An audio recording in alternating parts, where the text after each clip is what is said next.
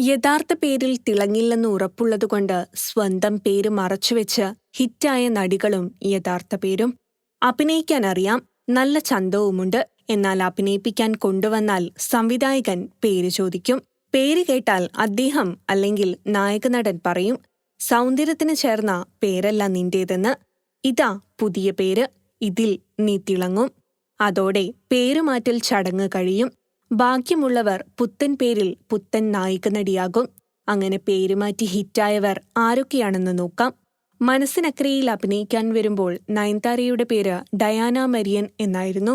സത്യനന്ദിക്കാടും ടീമും അവരെ നയൻതാരയാക്കി. ഇപ്പോഴവർ super lady സ്റ്റാറായി.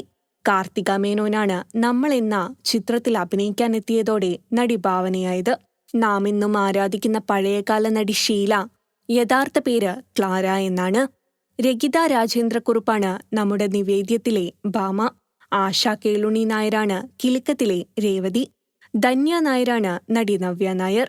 കവിത രഞ്ജിനിയാണ് മലയാളികളുടെ സ്വന്തം ഉർവശി. അശ്വതി കുറുപ്പാണ് നടി പാർവതി ജയറാം. കീർത്തി സുരേഷിന്റെ അമ്മയും നടിയുമായ മേനകയുടെ യഥാർത്ഥ പേര് പത്മാവതി അയ്യങ്കാർ എന്നാണ്. നടി ലിസി പ്രിയദർശന്റെ ഭാര്യയായതോടെ ലക്ഷ്മിയായി. മോഹൻലാലിന്റെ എക്കാലത്തെയും സൂപ്പർ ജോഡി കാർത്തികയുടെ യഥാർത്ഥ പേര് സുനന്ദ നായരെന്നാണ്. മീശമാധവനിലെ ദിലീപിന്റെ പെങ്ങളായ കാർത്തികയുടെ യഥാർത്ഥ പേര് ലിഡിയ മാത്യു എന്നാണ്.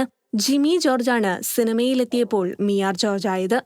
നടി ഷാരി സിനിമയിൽ വരും മുന്നേ സാധനയായിരുന്നു. സെറീന മൊയ്തുവാണ് നാദിയ മൊയ്തുവായത്. ദിവ്യ ഗോപികുമാറാണ് നടി അഭിരാമി. മരിയ ജാസ്മിൻ ജോസഫിനെയാണ് മീര ജാസ്മിനാക്കിയത്.